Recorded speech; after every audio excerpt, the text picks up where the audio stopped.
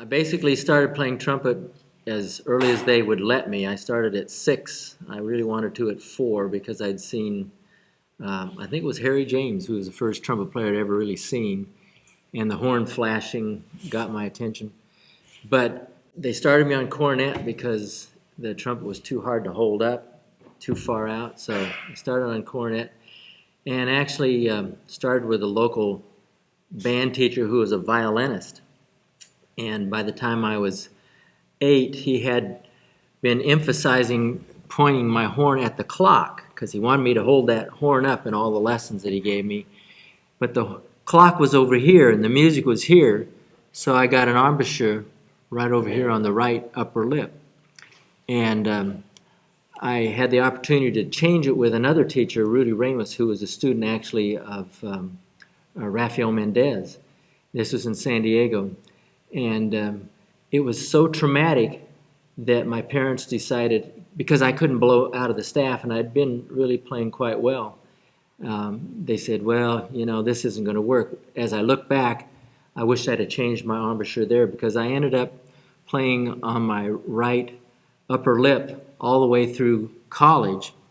And I, played lead trumpet in the jazz bands and the orchestras and what have you, and did quite well, but it really slowed down my tongue, and I had a kind of a sort of tongue, and I like someone I was talking to earlier, I avoided tonguing at all costs because it was so difficult with that embouchure. But I've seen a lot of students and a lot of people who play real well on that kind of an embouchure, but for me, it didn't work as well. So I studied next with a fella who was a Foursquare Gospel minister, and we had a 50 trumpet choir, 5-part harmony, which he wrote out, and he was from Scotland, and so little did I know that I was learning all these basically jazz things from all the gospel music, but also the British band tradition, because he wrote the 5th part as one of the a cappella kind of parts over the top of the regular band. And so for the next 10 years through high school, I pretty much played in that band and played all over San Diego for various things. Did a lot of things for Youth for Christ, which was a big thing in those days. We used to fill an auditorium with 3,000 kids on a Saturday night, and the Klieg lights had come on, and we'd hit the introduction to the saints, and 50 trumpets would nail it. And it was really something that got me committed to the trumpet. But I was still playing over on this embouchure, and I read in Arbenz, that the edited one, I think the gold one edition, that the embouchure should be 2/3 on the lower and 1/3 on the upper. So I undertook, during my senior year in college, I did a study on the Puget Sound with the University of Washington, where we did oceanography. And so I lived on a cabin on the beach, and I went about changing my embouchure on my own. And so I came back to my last year of college with an embouchure in the middle on the lower lip. And boy, I developed a great screeching high range, but the tongue still was slow, and I didn't have much volume and control, especially in the lower range. So I played through that time, went to medical school, still playing on the same thing, and started understanding about some of Claude's stuff from a book I picked up in a local music store. So I started to study some of that stuff and realized he wanted an embouchure on the upper lip. But I didn't have time to do anything about it. Went to medical school, played pretty much through medicine as a way to make money, and local 47 in the LA area. Got to meet a lot of the people that were really good players. I was young enough to not know that the guys I was playing with were so good. Some of the guys, Pinky Savitt was off of the Harry James Band, had been on Harry James Band for a long time, and he played lead on a lot of the shows that we did.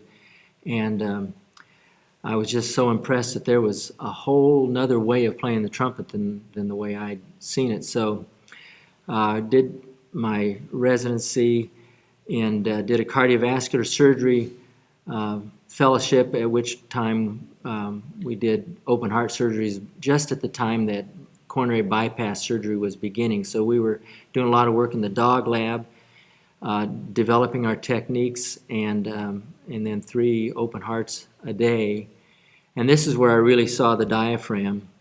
And I was reading Claude's books and understood that he was interested in the wind power, but didn't say much about the diaphragm. So I finally got out of training and got a little bit of money, started paying my debts. And the first thing I did was to seek out Claude. And through his books, I found about his camps. And he had just started doing the camps, I think 1 year before I started studying with him.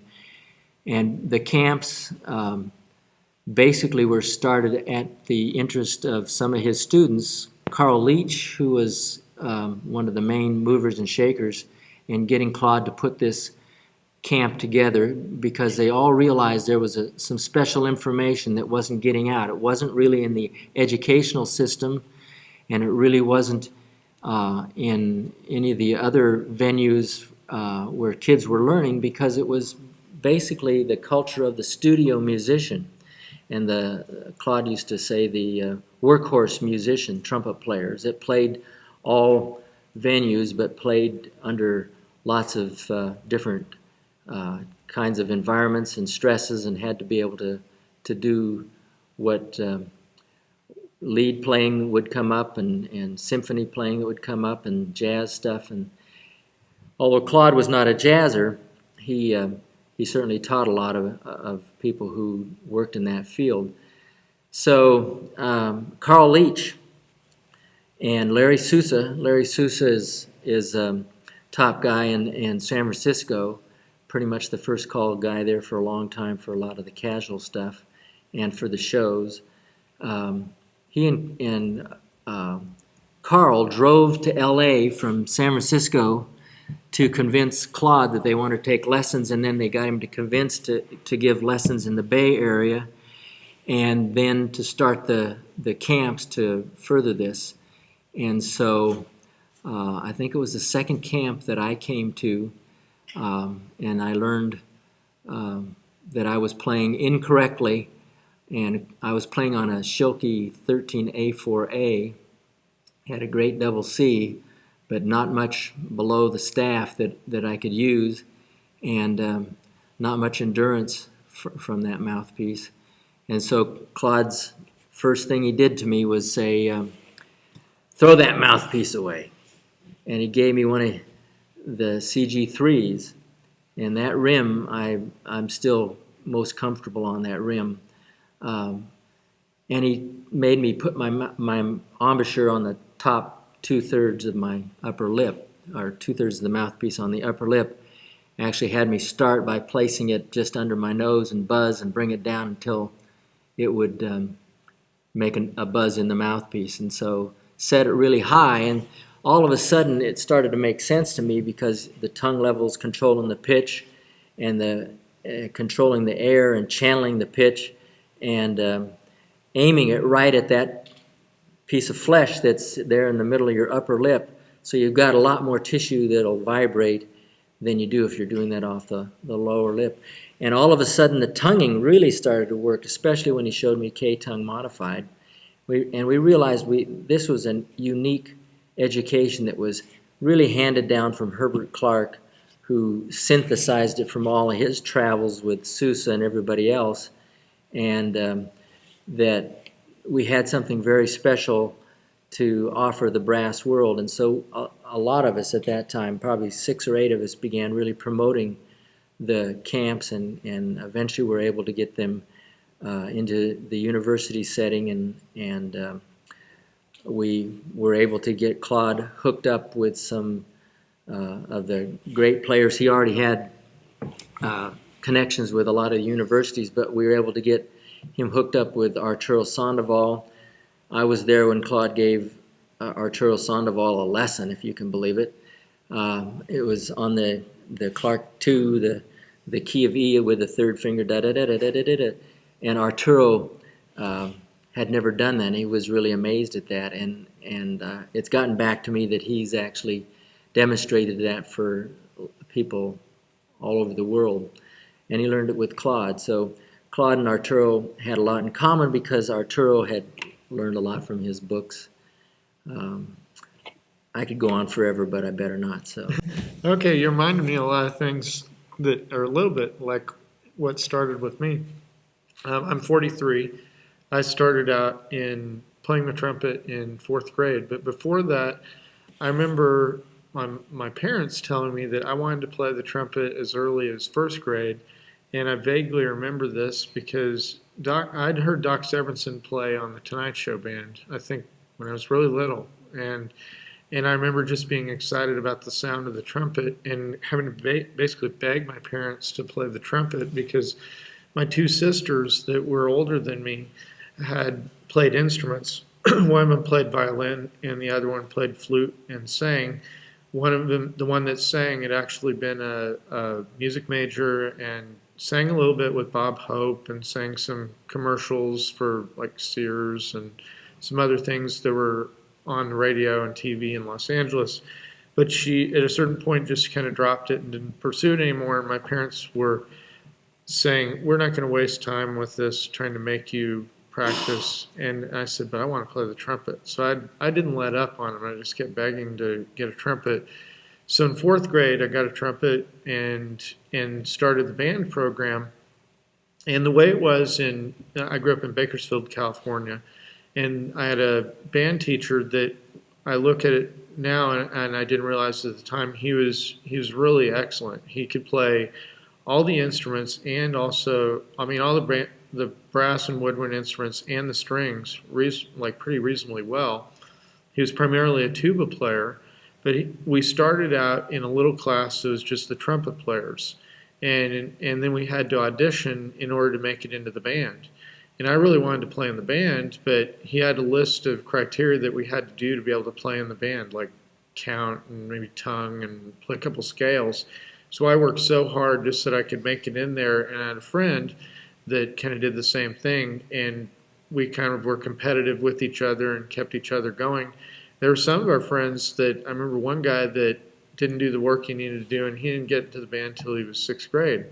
So I thought that I was doing pretty well. And then I had a cousin that's a bass player and played in the local symphony, and she told me that there was a guy that was moving to town that I should take lessons with, convinced my parents that I needed lessons, and they really didn't understand why, but she convinced them and said, take from this guy. And the guy was a really excellent trumpet player. His name was Charles Brady. He had played in the National Symphony. Really kind of an interesting thing about him. Played several things in Los Angeles when he was about 22, including a recording with Igor Stravinsky of a piece called L'Histoire du Soldat.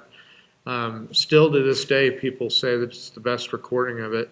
And he was just a super talented guy. Then he went on to play in a couple different symphony orchestras, and eventually, like he played in the New York Philharmonic, San Francisco Symphony. I think he played in Cleveland and Philadelphia, and for 6 years he was principal trumpet of the National Symphony. And then he just passed away about a year ago, and so I learned some of this stuff later. He was an extremely humble guy. I never even knew that he did any of those things until even after I quit. But the thing about it is, he played so great, and the way he approached playing the trumpet was just basically demonstrating it and telling me to copy it. And I mentioned it earlier that I'd heard Maynard Ferguson play and heard some of these other people play, and I wanted to play so much better, but I didn't know how.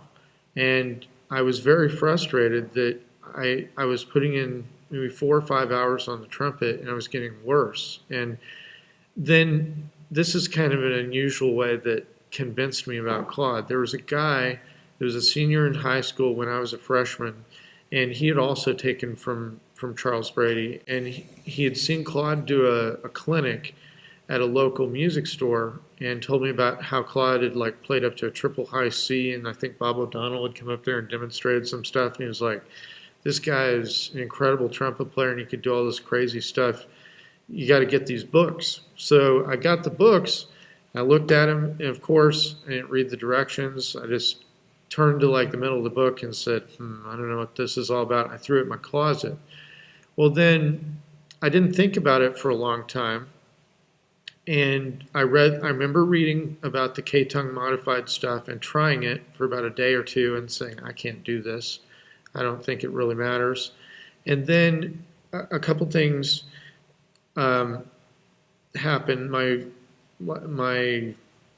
got in an accident where I bashed out my top tooth, broke off about a third of it, and had to get a cap put on it. And I was playing with my mouthpiece down pretty low at the time, and it kind of took me down by quite a bit. And I really started struggling after that, and I was just worried about everything, and I couldn't fix it. The teacher couldn't fix it. But then this guy that I'd met earlier, he was older and had joined a jazz band at a local community college, Bakersfield College, which was about 2 blocks from my house.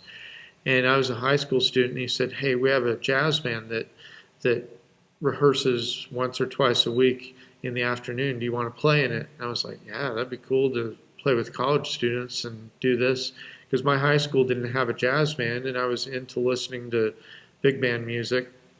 So I heard him play, and I heard him improve a lot. And I said, wow, what are you doing? Oh, yeah, I'm taking from Claude Gordon. And he'd quit from the one teacher and started with Claude. And I heard his playing go up a lot. And then after about 8 months, I heard him not sound so good. And I was like, so what's Claude Gordon doing? And he said, well, this guy was a strong trumpet player. He could play like a solid G above high C better than most professionals. And he said, well, I wanted to be able to pop out double high C's like I can do my G, and it hasn't happened. It's been 8 months. I've been working on this. It's just not worth it. And he switched to another guy that had him go to a shallower mouthpiece, start trying to do his tongue different in his mouth, and he changed all these things. And I was like, I could tell it didn't sound as good. And I said, I want to find out what Claude Gordon was doing, because whatever he's doing is not working. So then that summer, I was deciding between going to a music camp I'd gone before. It was at the University of Pacific, which was kind of like had orchestras and band, like community or like concert band sort of things there. And it was fun, but I wanted to improve my playing. So we'd already paid the deposit, and I begged my mom. I said, I will like pay back the money. And she said, well, Claude's camp was just as much or more money for 6 days as opposed to 2 weeks. And we'd already paid this deposit. And I said, I think this is going to help my playing. I think I really need this. She said, okay, well, you better get something out of it. So I went, and that's the first time that I really heard anyone say that there's a way to play the trumpet that's really the correct way. Before that, I had always been under the impression that, maybe it's just my lips not the right way, or maybe I'm not talented enough to do this, and, people just play different ways. And it started making sense. And I left thinking, wow, okay, I need to change these things. And I ended up calling Claude up, and this guy that had quit with Claude had opened up a slot. And I think like at that time, this would have been July of 1984, I think people would wait like several years. Like how long did some of them wait? 2-3 years. 2-3 years to get on a list to take with Claude. And I talked with him, and it just worked out that I could get lessons with him. So he said, okay, I have a time slot. It's Monday, every whatever Monday out of the month on this time on this day. And I was like, okay, I'm going to be there. So I'd have to get out of school early. It was about a 2-hour drive to go from Bakersfield to Los Angeles.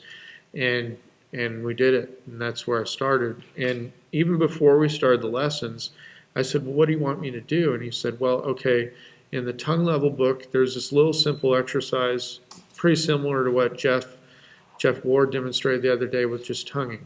And Claude wanted me to just practice doing K-tongue modified on a G, just working up chromatically, and just get used to K-tongue modified.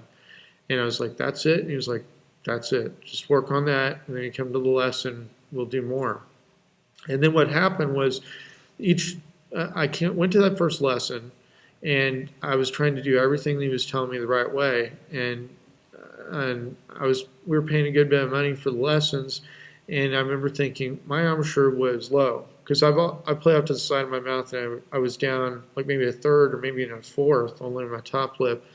And everyone had always told me that my problem with my embouchure was that it wasn't dead center. And I tried to move it there, but my teeth were a little bit different. And for me, it just never, it hurt to play in the center because my teeth would dig into my mouthpiece. So when he said that it needed to be high on the top lip, I was like, I never even thought about that because I thought the Armin book was the only way to do it, with it being 1/3 on the top lip. And I never knew about anyone saying 2/3. So I said, well, okay, I went to the lesson. Claude didn't even mention it, and I said, I'm going to change this because I'm not going to make it to where it's my fault that something is not going to work. So I just put my mouthpiece on the top lip, and I said, from here on out, it's just going to be there. And I did, and after about, it was kind of crazy, after about a week, I couldn't play up to maybe an F or a G at the top of the staff was about as far as I could get. And before that, I could kind of squeak out maybe a high D or high E. And then what happened was, after that, I mean, it was really kind of scary for a couple months. And but at that next lesson, I came back and Claude had noticed it. And it kind of, when I think about it later, he was going to address it, but he had a timetable on which things were more important. And I just had kind of done it on my own. And he looked at me and he was like, what did you do? And I was like, well, I knew you wanted it to be 2/3 on the top lip, so I just put it there. He was like, well, okay. And so, I mean, it's like I basically forced myself through a quick embouchure change and went through it really quick. And I think the way that was a good thing for me is I was trusting that what he was doing was going to work because I'd seen it work with other people, but I was still a little bit scared with it. And he walked me through like a process of going through it. And but I know that changing, for me, the big things in my playing that were a change were moving the mouthpiece to the top lip and changing the K-tongue modified stuff. And once that was changed, I had security in my playing that I never had before, and I knew I never could get that previous to that. And I tried different mouthpieces, horns, all sorts of stuff, and it really it made me much more confident in my playing, and it's just so cool. And I really thank him so much for being able to walk me through how to practice the right way. Because when I went to school, I saw there was one guy. I got really sad about this. There was a guy that struggled with some things in his playing. And his embouchure was actually really good, where he had it high in his top lip. He just had never worked on fundamental exercises. And the teacher said, oh, your problem is your mouthpiece is too high. Let's move it down really low. And I saw the guy who's playing really get worse. And I was thinking, man, I could fix that guy now. And so I knew that I wanted this information to also get out there too, so it'd help a lot of people. So that's kind of, I guess that's where I'll stop. And then we can have you guys ask questions and maybe figure out something else to talk about. Go ahead. When you were taking lessons when you first started, didn't you feel like he didn't give you enough in the beginning? Are you talking Like about he was getting you set up for the stuff? Yeah, I'll answer and then you can answer. Like when I started, I remember the thing that was really weird was I thought, man, is this all that I'm getting? It's pretty easy. I can play through this, and it's not a hard thing. And then it was very progressive, where it's just like a little bit, and I go back to the next lesson, there's a little bit more, a little bit different. And as I looked at it after several months, I was like, I'm playing some harder stuff, and it still feels pretty easy. But he had this way of making it to where he just gave you enough that was what you needed at the time. Yeah. Yeah, I would say I'd been playing for about 25 years before I came to Claude, and it was really frustrating to make the embouchure change, which is the first thing he did with me right at the first camp that I went to. And I couldn't blow out of the staff. And he actually, as much opposed to buzzing as he was, the one thing that he did when he made an embouchure change was have you buzz. So I spent, a good part of a month just gently buzzing and getting the vibrations going in the upper lip so that I'd be able to do that. And then he added K-tongue modified very quickly thereafter. And within probably 3 months, I had power and range to C without much difficulty and all kinds of flexibility. But up those first 3 months were very frustrating. Yeah. And if I hadn't had somebody like him who'd really been through it and was sure of what should be done, I'd never done it. Now I was going to answer another question from Jeff, who's over here at the camera. So I'll just state kind of what he was asking about. He's a tuba player, and with tuba and French horn, you're sometimes dealing with rotary valves, and with instead of having the pistons, you've got the whatever you'd call the levers that they're playing down. So how do you adapt the correct hand position, finger technique to that? I think you have to apply the general principle of just the fingers being not as tensed up like this, trying to play on the tips and playing more on the ball of the fingers, so that your fingers are kind of in a position like that. I like to equate it to if you watch someone that's like a really great pianist or even someone that types, their hand position is pretty relaxed, because if you're tense, you can't do it really fast. My sister-in-law used to work for, I saw her do this one time, and it was really crazy. She used to work for entering like obituaries and classical ads stuff for the Greenville News. And when I first met my wife, we walked upstairs, and I saw her taking a call, and I guess she could type like about 100 words a minute. And what was interesting is you'd look at her, and she'd be talking on the telephone, and she was so relaxed. And you just see her fingers just like go, and I was like, how does she do that? But she was so relaxed, where I know if I tried to type really fast, I'd like start tensing up. But I think it's kind of similar to playing the trumpet. If we start thinking it's too fast or too hard, we start freezing up. Where if you let everything just be more relaxed, and the position of your hands, whether you're holding a trumpet or doing something else, really plays a part in that.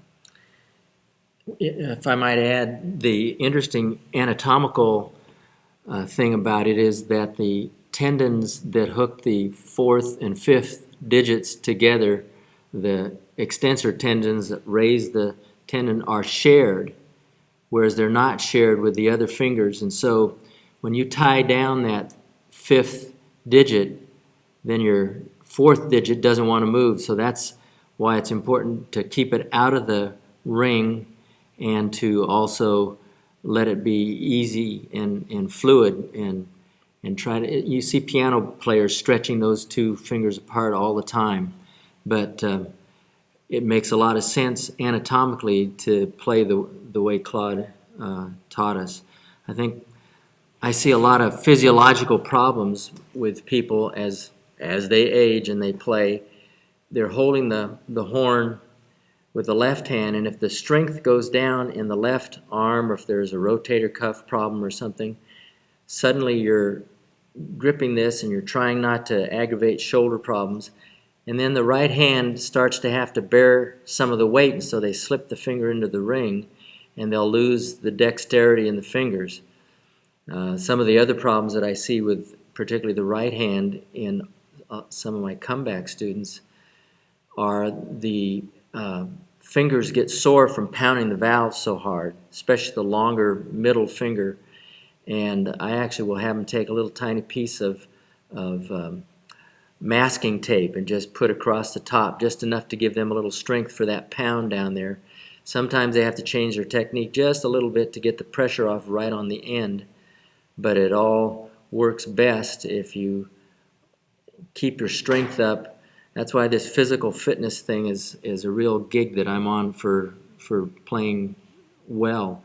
If your fitness falls, your playing falls. And if you get injured and have a problem, which almost all of us will have somewhere along the line, some people get injured just playing the trumpet, it's going to affect your playing, and it's going to slow down your abilities. Yes.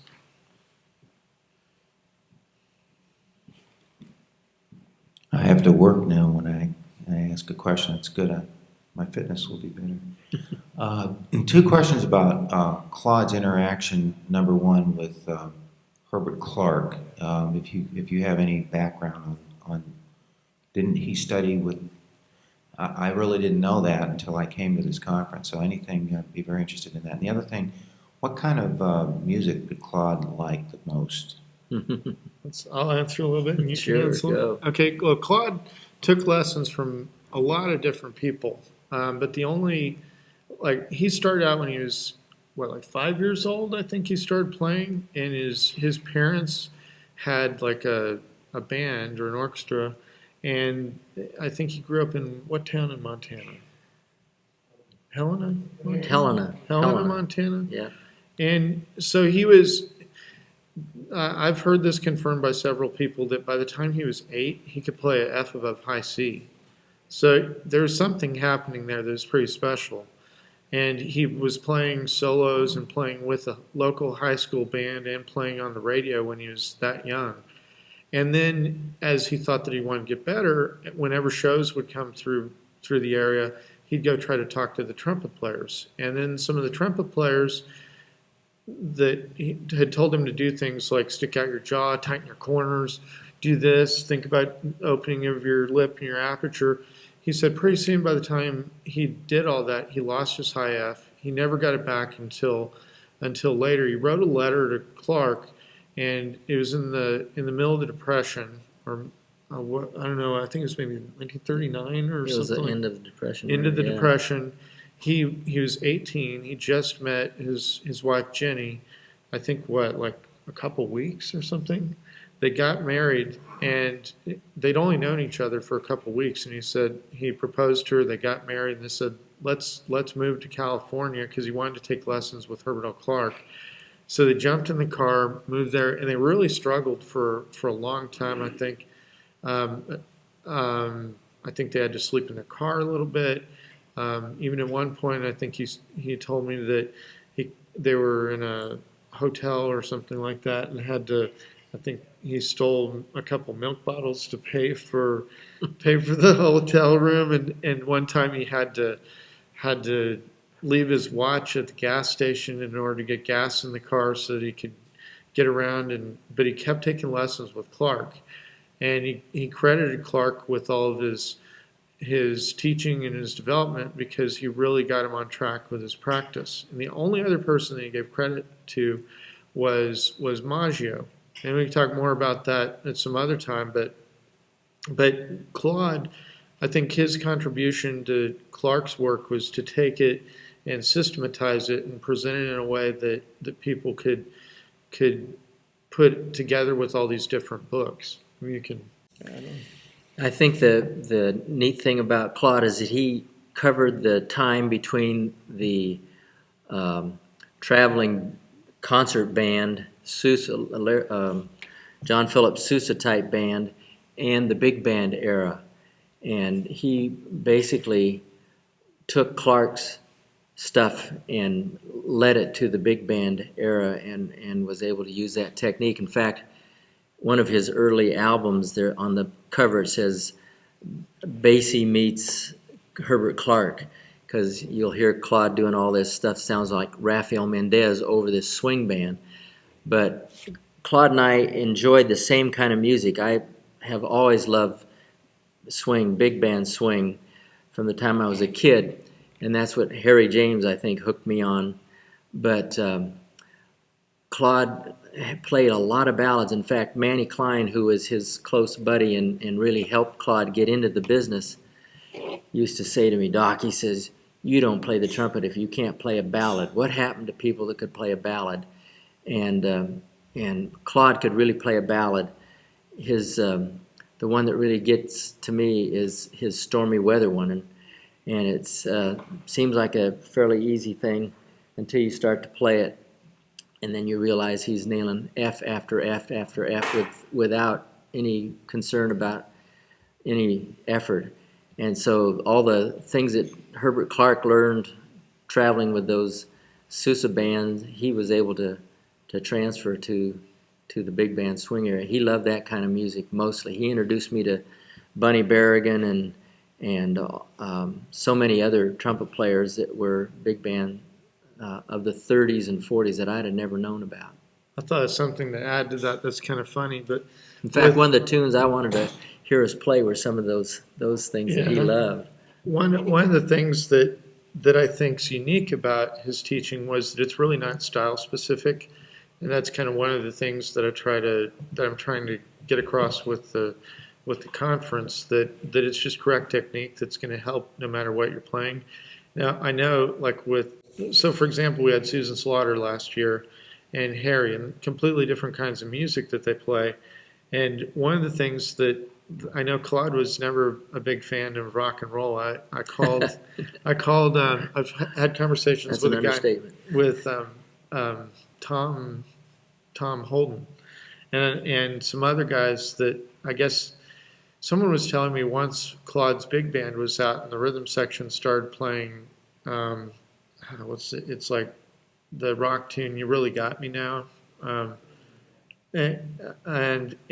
Claude got all mad at the rhythm section. But what's funny is you'd never believe that the one teacher, Claude, could have students in so many different kinds of music.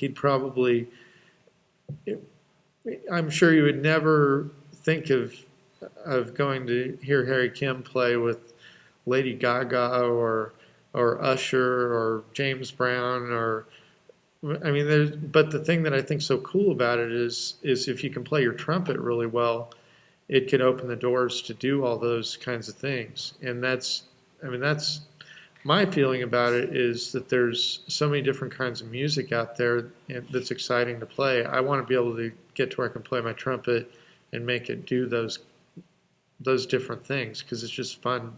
I personally enjoy listening to all different kinds of music, whether it's Mahler symphonies or even rap and funk and big band and even a little bit of country western. There's practically nothing that I wouldn't like to listen to if it's got horns and trumpet in it. So that's kind of my mentality about it. And I admire good trumpet playing no matter what kind of music it's involving.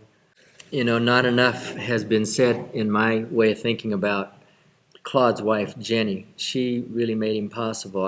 I became very close with her as I worked with getting the camps somewhat more sophisticated, and she was really the one that did the detail work. She was the one that was at home when he was on the road. She raised the kids, and she let him practice 8 hours a day and never flinched. And she really was an amazing woman. I don't think he'd have been able to do it without her, because she boosted him in every way that he needed to be supported. She was a special person. One last question, and then we're going to break for lunch. Yes, going back to mouth placement. If you've got a mouth placement, let's say, is more like an Arbin method, which 2/3 on the bottom lip, would you recommend to somebody to move it up gradually or as radically as you two guys did? With dealing with students, I try to do it as quick as possible. Claude would sometimes have people stop playing. He didn't do this for very many people, but I know that with a few people would have him not play the horn for maybe as much as 6 weeks. And then you totally forget where the old embouchure is, and then have them start up in the new place. And then from then on out, never switch back and forth. The students I've had that have tried to, if they're playing in school or some other kind of group and they're playing one way and going back and forth, it takes forever to make that change. And then it seems like they never adjust to the new way. So it's I think you have to be, my wife is an oboe player and woodwind player, and one time I went to a flute workshop with a guy named Tadeo Coelho, who's an incredible flute player. And the thing that I think was cool about it was someone asked a question to him about how long does it take to change your embouchure, change your technique? So his answer was really kind of unique. He looked at the person, he said, how long does it take to change? What do you mean? Now. It's like, just make the change right now. And what he was getting at is, I think you have to get the mindset of like, there is no like, okay, I've got this old stuff, I'm doing the new stuff, and I just got to kind of mix them together. It's kind of good to just say, I'm going to make this change right now. I'm going to just forget about the old stuff and just start it on the new way instead of trying to stay in the past with the way you used to do it. And I think that's just for whatever we're trying to change in playing or life. It's like we get too caught up on thinking, well, I used to do this and I did it this way and I struggled. Well, forget about it and just try to stay focused on where you're going instead of where you've been, you know? So any last minute words, and then we'll break for lunch. On that same subject, having made those 3 different embouchure changes, I know how frustrating it can be.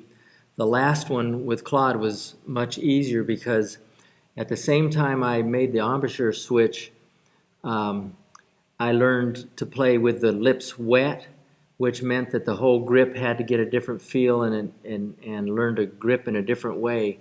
And Claude was a very much an advocate of keeping the whistle wet, so that the muscle memory that's in there, the neuron pathways have been grooved. In my case, you know, for 25 years, I'd grooved them in a different way. It was a major change, and I had to, if I'd have done it by increments, I don't think I could have ever gotten where I wanted to get. So I changed students overnight, and I make sure that they learn to play with their lips wet. I know there's a lot of good players that don't do that, but it works well for my students. Okay, I think we're going to stop here.